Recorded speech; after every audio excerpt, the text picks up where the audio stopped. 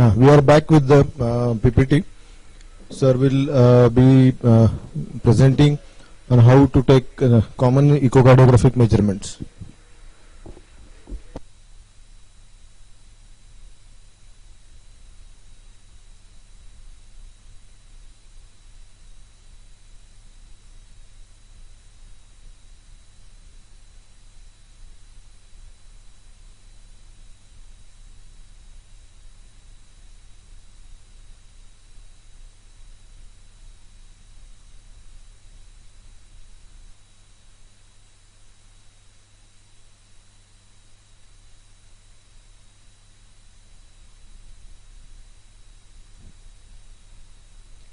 Okay, ladies and gentlemen, welcome back.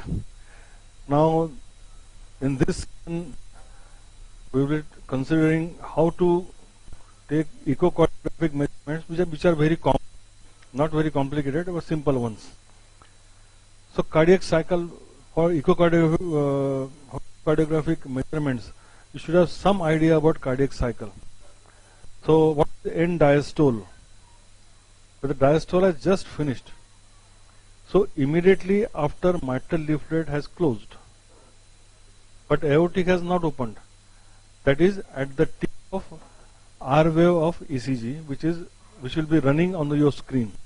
So at the tip of R wave or just after the closure of the mitral leaflet. That is end diastole. What is end systole? When mitral valve has just opened. That is at the end of T wave of ECG. So you should identify systole and diastole.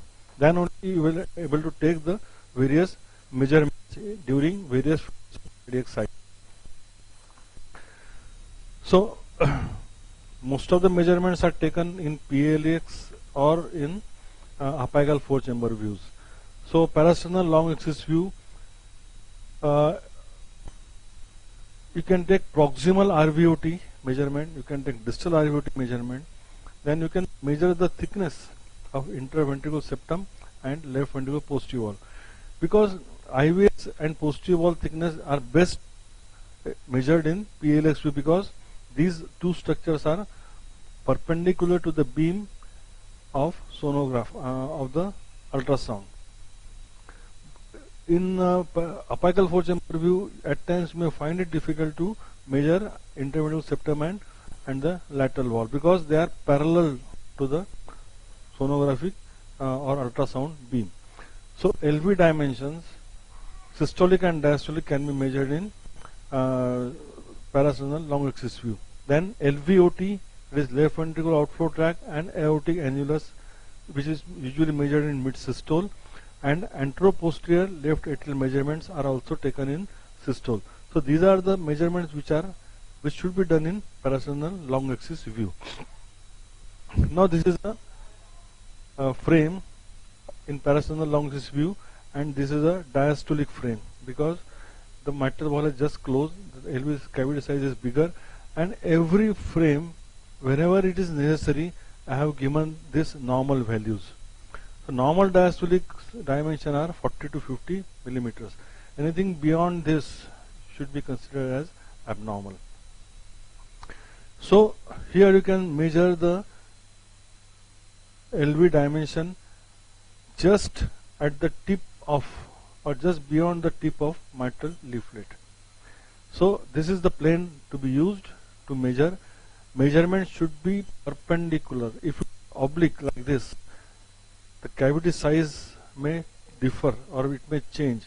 If you take like this, it will also be changed. So it should be perpendicular.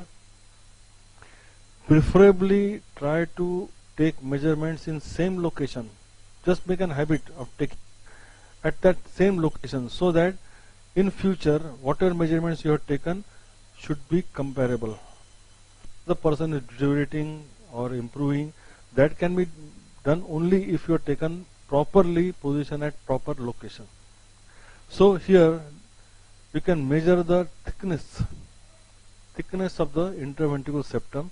Normally we measure the thickness of this septi to be called as hypertrophy. It is done in diastole. It is done in diastole. In systolic thickness, you should look for whether the normal thickening of IVS is occurring or not. Because muscle when contracts, it undergoes thicken. See, when you can see someone shows you biceps, then he has to contract his muscle. Same thing happens with heart also. When muscle contracts, it gets thickened, and that is a normal phenomena. If this does not occur, it means there is a disease. So there should occur sufficient thickening during systole and sufficient relaxation during diastole. So in this you can measure the thickness of interventricular septum, you can measure thickness of left ventricular posterior wall, you can measure the left ventricular cavity size. You can mention the left ventricular cavity size, which should be taken from the trailing edge of interventricular septum to the leading of posterior wall, left ventricular posterior wall. This is the measurement location, and this is how you should measure it. This is a diastolic frame, and the dimensions are 40 to 50 millimeters of mercury. This is a systolic frame to be measured at the end of the tricuspid, at the end of the T wave of ECG. Here you can see the T wave of ECG, which is just finished, and mitral wall has just closed. So you can see the LV cavity size has shrunken, is reduced because of systole, and the measurements to be taken at the tip, just beyond the tip of the mitral leaflet, and the normal dimensions are 25 to 40 millimeters of mercury. Millimeters. Okay. So this is the dimension of the, and you can see here the thickness of the septum, and look at the thickness of septum here. Look at the thickness of the posterior wall. This is a diastolic frame, and then look at the thickness here. The thickness has increased, means this is a normal muscle, has a good vascular supply. That's why it could get thickened during systole. Now this is the frame which is showing how to take right ventricular outflow tract measurement. Just you have to go upward from the same location and till the trailing edge of the anterior wall of the right ventricle. You can see here, this is the RVOT dimension, and normal endoscopic RVOT dimension is 20 to 30 millimeters. You have to know these dimensions and their normal values, then only you can decide whether this is normal or abnormal. Now again, parasynologist view, measurement is at the for the atrium. Okay, so this is end systolic frame. Normal left atrial enteroposterior measurement in PLAX view is 27 to 38 mm. It is to be taken from the leading edge of posterior aortic wall to the leading edge of the left ventricular posterior wall, here to here, at the level of the cusp, means fusion of the this non-coronary cusp to the aortic annulus. From that angle, from that point, go down vertically to the posterior wall of the left ventricle, and this is how you can measure the left atrial measurement, and the normal dimensions are 27 to 38 mm. As I told you, this is another important view. This is a zoomed image of LVOT. This is left ventricular outflow tract. This is a aortic annulus. At that plane, you can see the junction of the right coronary cusp, which is uniting to or fusing with the aortic annulus. This is the broadest portion of the aorta. This is also called as bulbar aorta or aorta at the sinus of valsalva. This is the sinus of valsalva. And then this is the tubo-aortic or bulbo-tubular junction. This is bulb, this is tube, ascending aorta. This is the junction. This is the narrowest portion, and then you have ascending aorta. Okay, so if this shape changes, then this will be abnormal. So this is LVOT, this is antemitral leaflet, and this is the aortic annular measurement.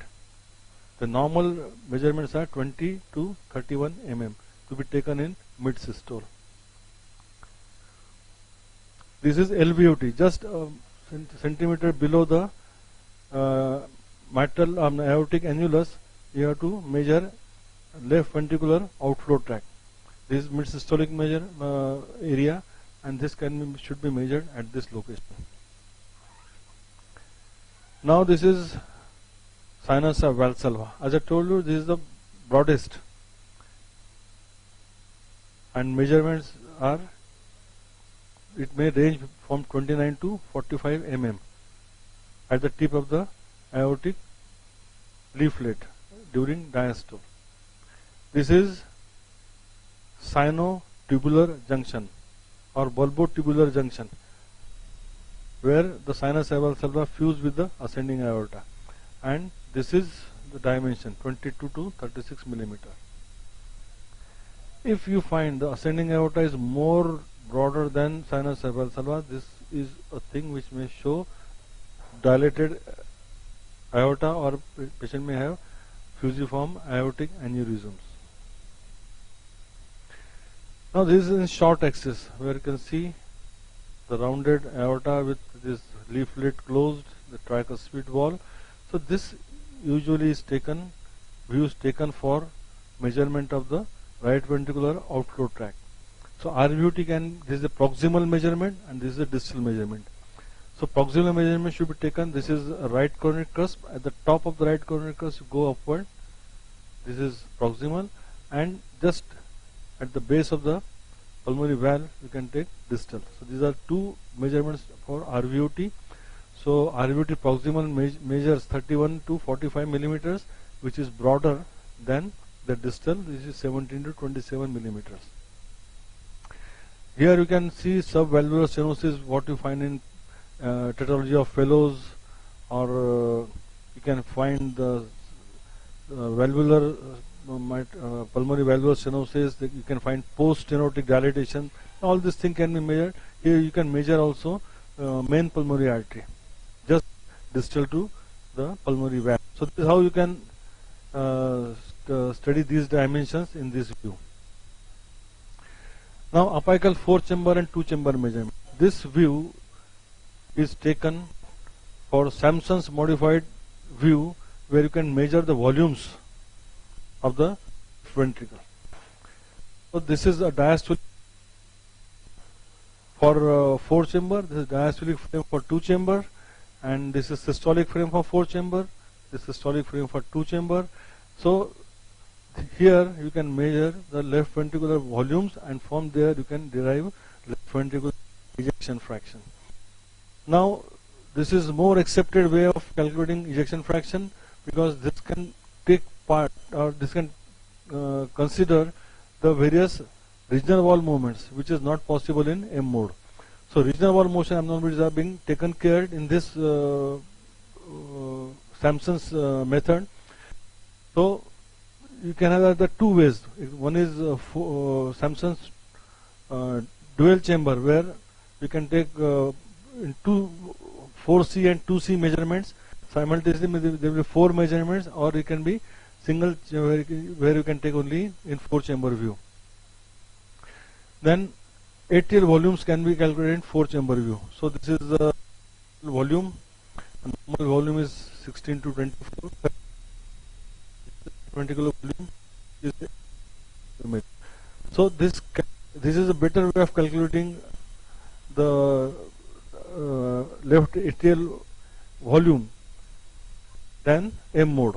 M-mode can give you misleading results, but this is more better way of getting left atrial volumes. Then you can study the measurements of right ventricle. You just tilt the frame to get proper right ventricle from apical 4-chamber view, and there are 3 measurements to be taken for right ventricular dimension. One is the RV basal. This is the basal at the base of the RV, close to the tricuspid wall annulus.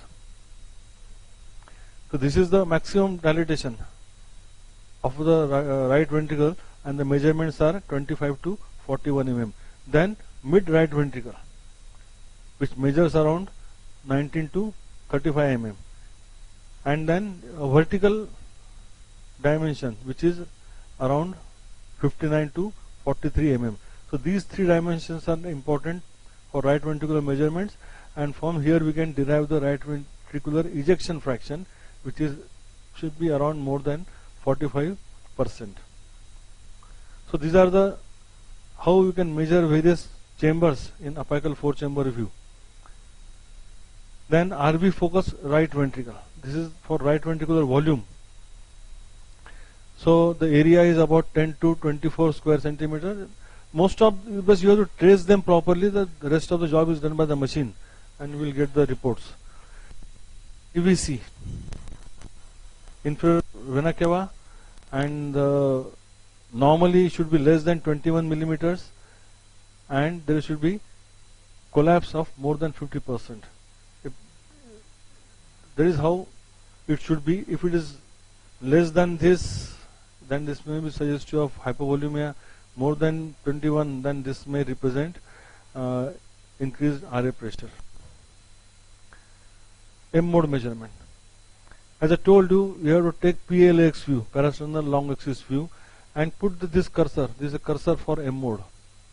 Keep this cursor just at the tip of the aortic cusp or aortic valve.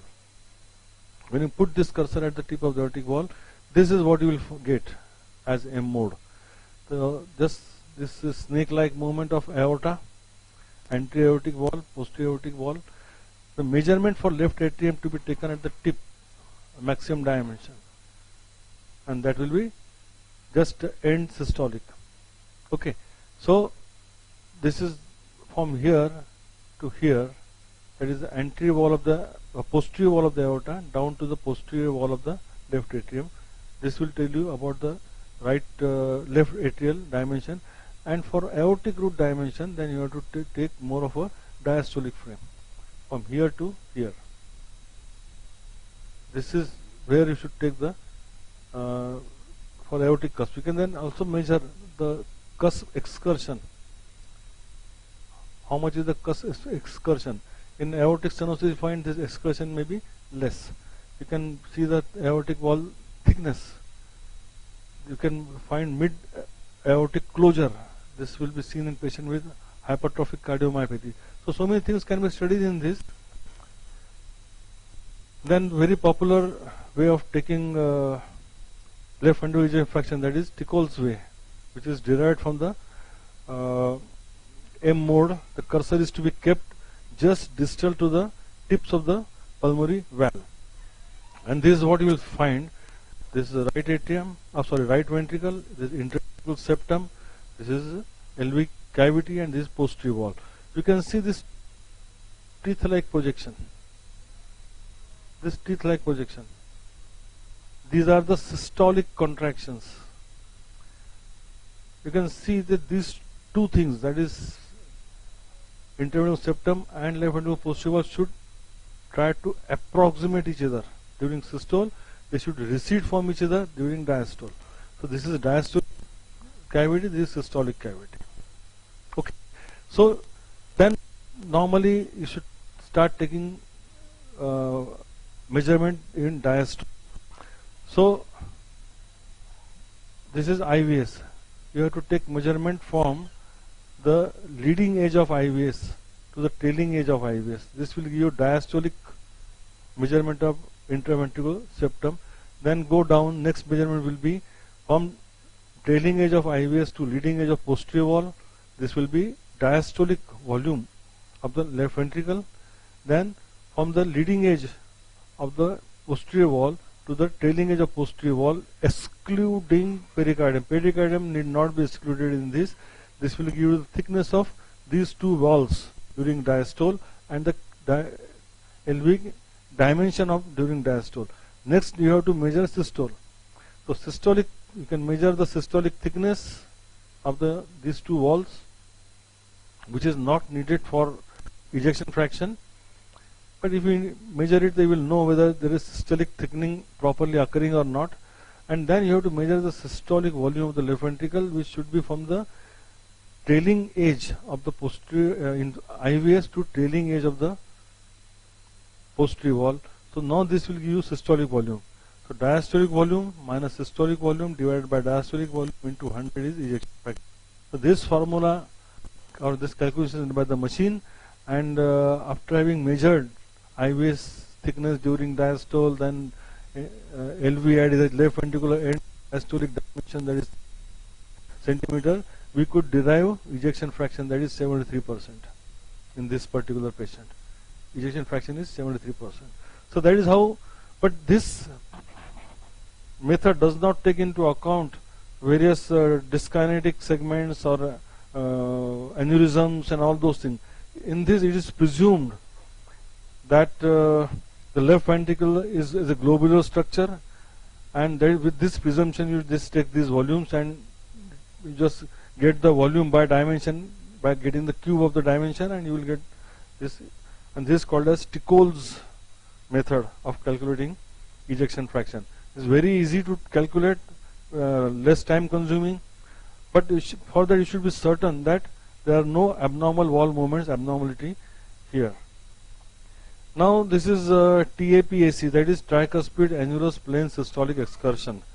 So where you have to put a M-mode cursor at the junction of the tricuspid wall to the left ventricular wall, and then see the movement of this tricuspid annulus, how much it moves apically or how much it moves towards systole. So it should be more than 1670 millimeters during systole. This is the excursion. From here to here, the distance should be more than 1670 millimeters. If it is less than this, then this is suggestive of right ventricular systolic dysfunction. Okay, this is suggestive of right ventricular systolic dysfunction. Then just now I have demonstrated IVC. This is what IVC looks like on M-mode. IVC which is fully dilated, IVC which is collapsed during inspiration, and you can obviously measure out. You need not measure this, that this collapse is definitely more than 50%. So this is okay. This is normal IVC. So the normal dimensions should be less than 21 millimeters with more than 50% collapse. Then you can call this as normal IVC. If the IVC goes beyond 10 millimeters, then this may be suggestive of hypovolemia. And this volume is very much needed in patients who are in critical care, and then the concerned physician can decide whether to give him volume or not, because many times these patients are in a state of shock, and so IVC may give them a lot of clues. There. Often every 2 hourly, 6 hourly after giving fluids. Very useful tool in critical care. Now let's move to color Doppler. Now color Doppler is needed for calculating the right ventricular or pulmonary arterial pressures. So for which you need right ventricular inflow view, and you need a good TR jet which can tell you about how to measure right ventricular pressures. Then this is apical 4 chamber, which will tell you the flow across mitral wall. Then from this you can calculate the various flow rates, and you can evaluate whether the patient has mitral stenosis, mitral regurgitation. Then you can assess the severity. So this will not be covered in this primary basic thing, but this is used for those purposes. This is LVOT, where the flow you can see in LVOT. You can measure the LVOT from this. You can measure the aortic flow rates, aortic valvular flow rates from this view, called apical 5 chamber view with LVOT Doppler. The spectral Doppler, as I told you, normally this is for tricuspid valve, so we have to put a cursor over tricuspid valve. For Doppler studies, the angle of theta is very, very crucial. It should be close to the midline, should be less than 30 degree. Then you can have proper velocity is recorded and you can have a proper measurement. Otherwise you may severely underestimate the lesion. If it crosses 30-degree angle, then there will be very severe underestimation of the lesion. So these are the limitations, and that is why echo study is said to be a personal study, because it will vary from person to person how he is doing, whether he has sufficient time to do the study or not. Even if cardiologist can make mistakes, he doesn't have sufficient time to study echocardiography. The cardiologists are very busy person, they keep on running from one place to another, very busy persons. So just within 5 minutes they just finish up the echo, then even they may miss it. So you have to give sufficient time and sufficient methodology to get proper views. So the cursor should be here at tricuspid valve. This is a 4-chamber view at tricuspid valve, close to the midline, close to this line. It should be nearer to this line, then you can have better recording and acquisition of the Doppler spectrum.